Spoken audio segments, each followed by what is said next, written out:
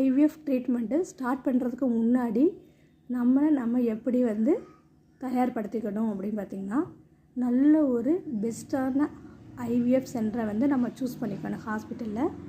ரெண்டாவது அதுக்கு தேவையான மணி காஸ்ட்டு இது ரொம்ப அதிக செலவாகும். ஸோ அந்த மணியை நம்ம தயார்படுத்திக்கணும். மூணாவது நம்ம ஒரு கான்ஃபிடெண்ட்டாக இருக்கணும். ஒரு ட்ரீட்மெண்ட்டு போகணுன்னா அந்த ட்ரீட்மெண்ட் சக்ஸஸ் ஆகிடும் அப்படிங்கிற ஒரு கான்ஃபிடெண்ட்டு நமக்குள்ளே இருக்கணும். நாலாவது நல்ல சத்தான உணவுகளை நம்ம டெய்லி உணவில் சேர்த்துக்கணும்.